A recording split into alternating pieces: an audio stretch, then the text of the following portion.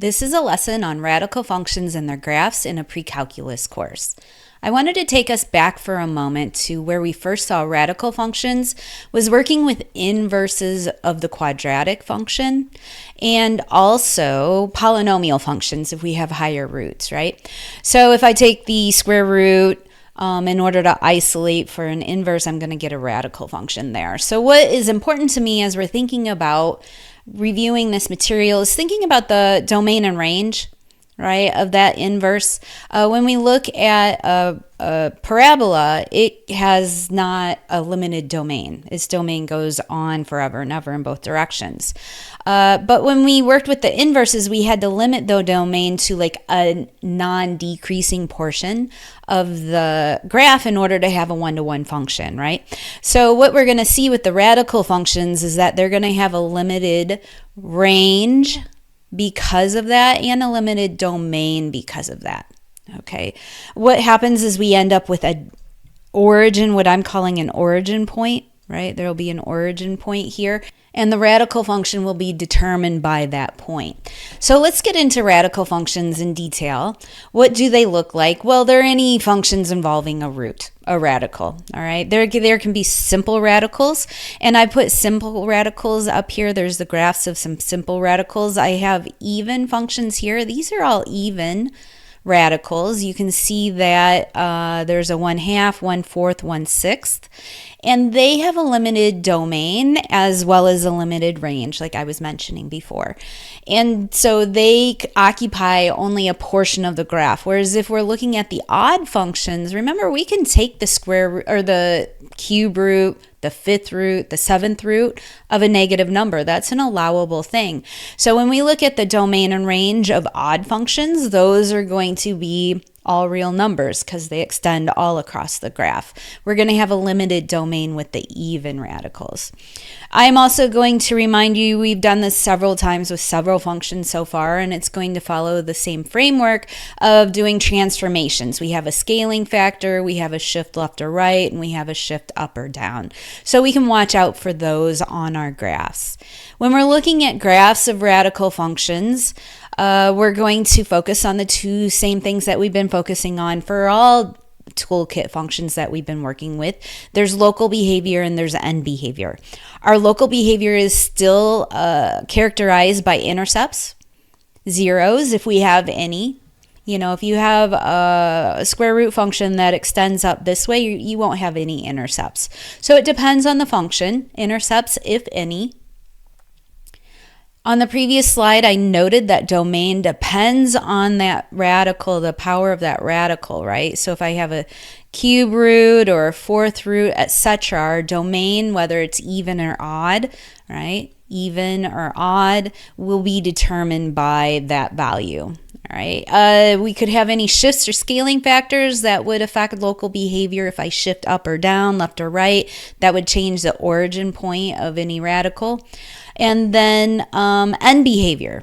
A lot of times we won't have any symmetry. I don't think symmetry is really an important thing, but we will see that we will have a limited range based on that origin point. It'll determine whether we have a upward range or a downward range on our radical.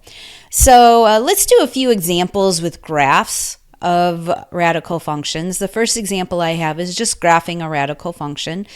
It says use the intercepts and domain to sketch the graph of the function. Okay, well, I know how to find intercepts. Intercepts happen at 0, y, and also at x comma 0. So what happens when I plug in x equals 0?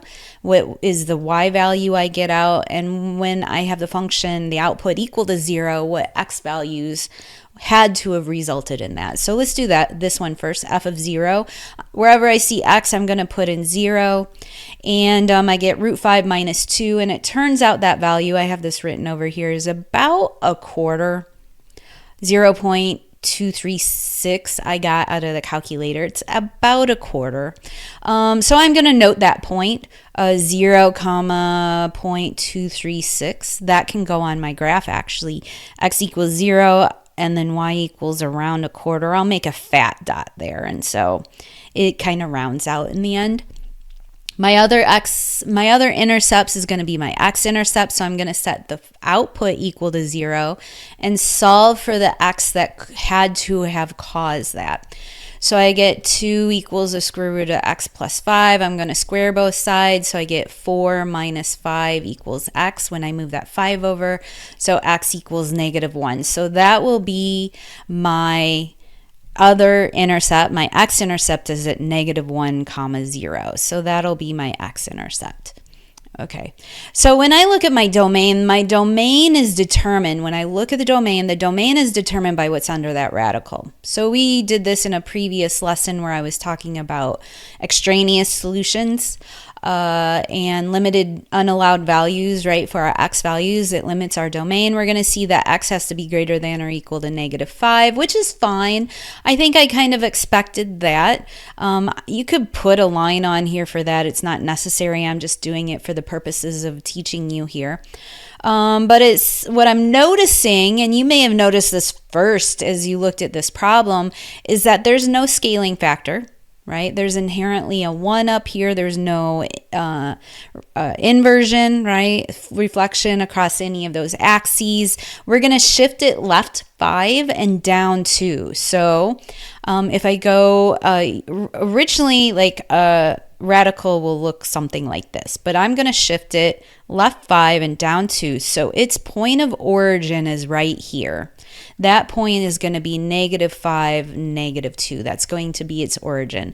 And I have 2 other points in here. Let's draw this in here. I'll draw it in this fuchsia color. So how'd I do here? That's going to be the function. I think it might be a little bit curvier here. There we go. Something like that. All right, so that's what it'll look like if you had to freehand that graph. Again, I was looking at terms inside this original function in regard to transformations. I thought about the domain. I was able to solve for the different intercepts and then be able to graph that function. If it were me, I would double check it across the graphing calculator, right? If I looked at Desmos, it'd be able to tell me exactly. So the opposite thing we need to be able to do is write a radical function if we're given the graph. If we're given this graph, can we recreate the function? And so what we're going to assume is we're going to assume the transformed version, right? Our general form is going to look like this. A times the square root of x minus b, closed square root, plus a c on the very end. And as we're looking at this graph, you may note the point of origin here. I have a point of origin. It looks like it's at 5 here, and then, oh, this is a whole 50. Do you see that? There's some weird stuff going on. That's a whole 50. So it looks like this is -10. So when I read this graph, my b is going to be -10 and my c is going to be a +5. So that's not terrible. I'm going to have a general form of this so far, x plus 10 plus 5 on the outside of that radical. I still need to solve for a. Do you remember how to solve for a? In order to solve for a, I need to plug in a point, one of these points. I mapped these points on here. I had Desmos tell me.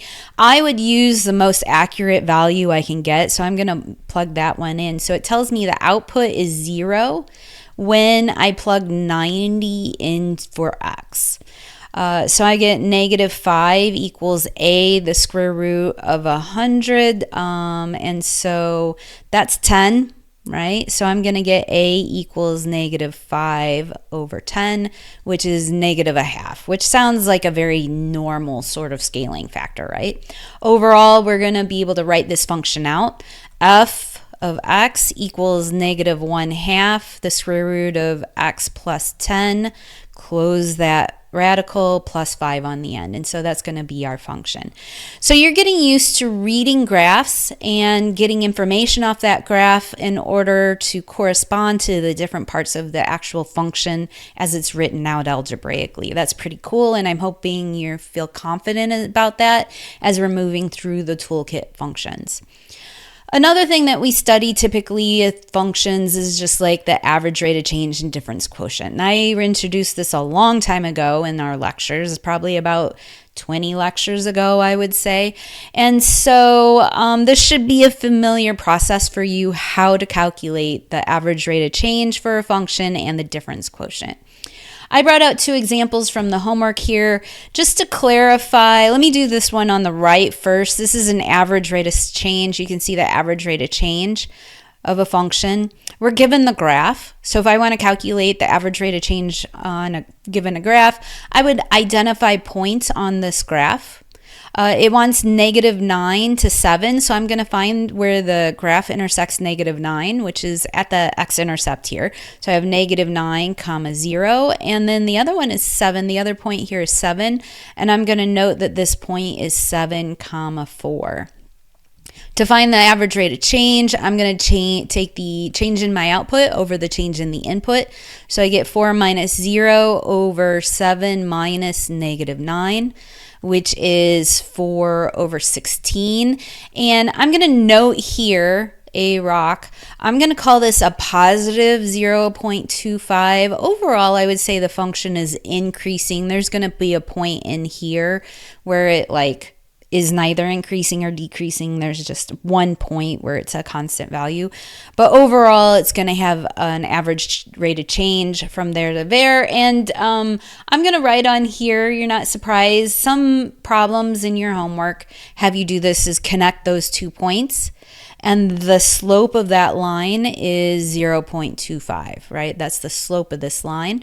I see it's a positive value overall. That's a positive slope. And we call that the secant line, right? We call that the secant line connecting those 2 points. When I look on the left side here, this is the problem that takes a little bit more work, and I wanted to hold your hand a little bit in it because I think the answer that the computer is looking for in the algorithm is chopped. It's chopped. I don't agree with it, but I am creating this so you know how to get the answer, and I understand where it's going, and I'll have more commentary at the end. Execute and simplify the following difference quotient for this function. So you can see the difference quotient here. This is a difference quotient, and they actually want us to evaluate it at a point and just leave it alone for the other point. What we're going to do is we're going to plug in 1, right? It says execute and simplify. I can have f of x, and then the other portion of this difference quotient is going to be f of 1, and I can calculate f of 1. F of 1 equals the square root of 2 plus 8, which is the square root of 10, right? So I have f of 1. So when I set this up, I'm going to get f of x, which I know is the square root of 2x plus 8. And then I'm going to fix this radical here. I'm going to subtract off f of 1, which is root 10, and then I'm going to divide that by x minus 1. And I think, I'm saying this aloud to you all because this is what I absolutely believe, is that this, to me, is the proper that's the answer. There's no radicals in the denominator. It's kind of a messy sort of situation, right? There's 3 different weird terms that really don't combine in any way. But this isn't what the computer's looking for. And I'm not exactly sure why the computer simplifies it the way it does. And it violates a mathematical convention, which is to not have radicals in the denominator. I think what they're doing, though, is they're combining the x terms. I think that's what they're doing. I'm not 100% certain. So what we're going to do in order to solve for the final form, this final simplified form, what they're calling the simplified form here, is we're going to multiply the top and bottom by the conjugate of this radical expression. So I'm going to multiply the top and bottom by 2x plus 8 plus root 10. And I'm going to do that on the top and bottom. 2x plus 8 plus root 10. Whatever I multiply on the top, I have to multiply on the bottom, right? That's the rule. Overall, this is a factor of 1, and I'm not significantly changing my expression. So let's simplify this. On the top, I have a difference of squares. So I'm going to take 2x, the square root of 2x plus 8 squared, which is going to give me 2x plus 8. And then 10, the square root of 10 squared is 10. So I'm going to subtract off a 10 up front.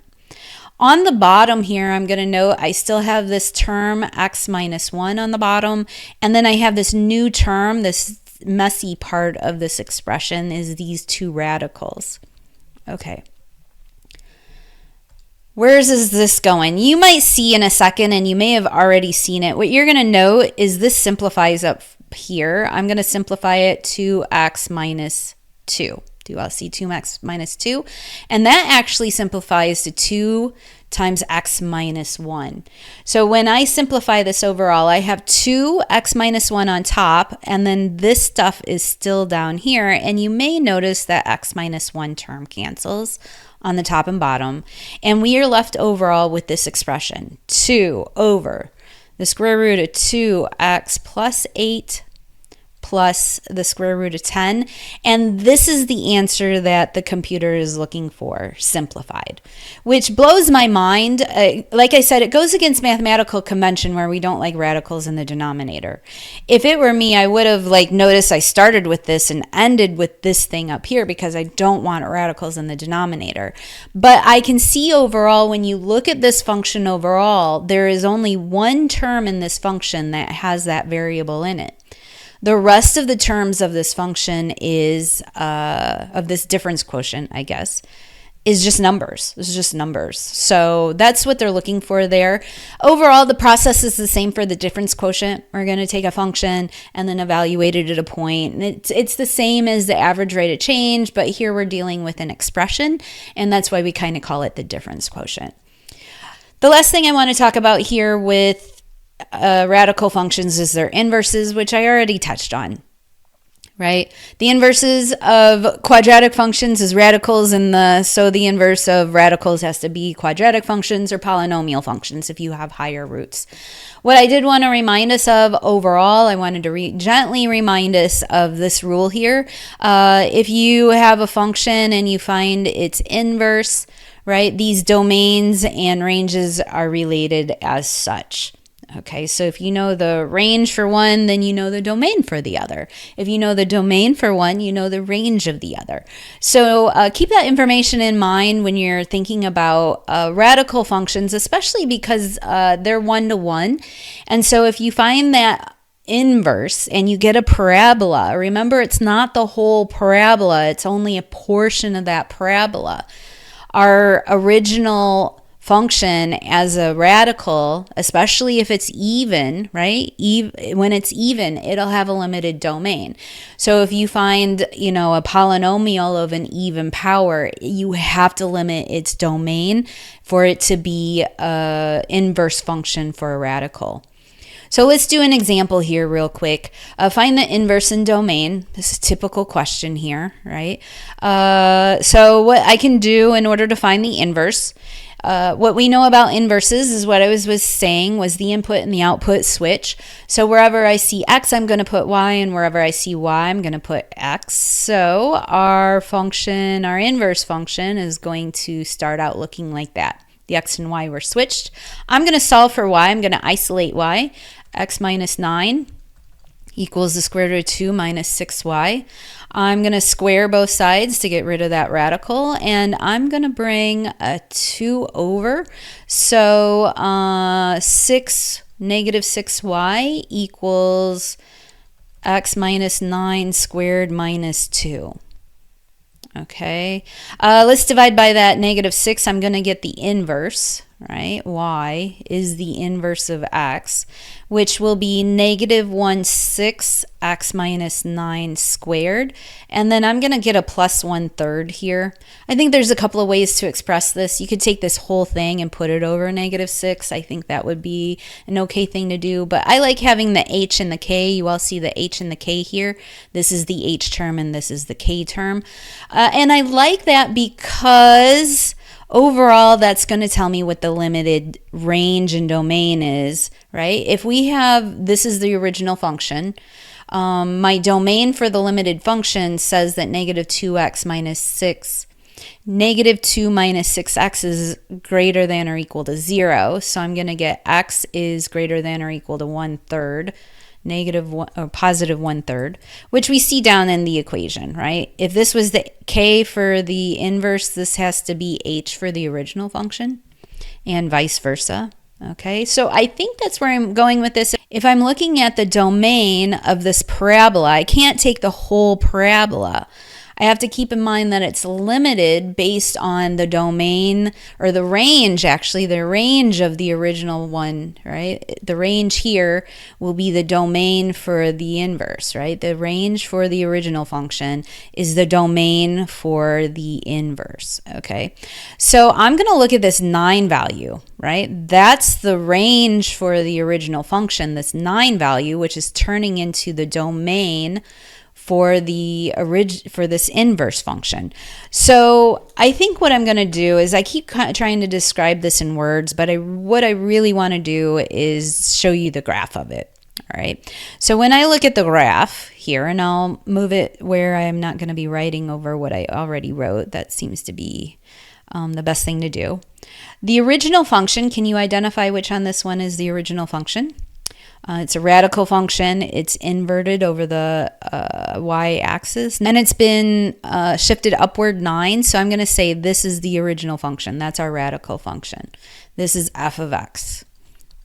And we can see it's limited in domain and it's limited in range. So this is our x value. I guess x is greater than or equal to 1/3. Did I get that right?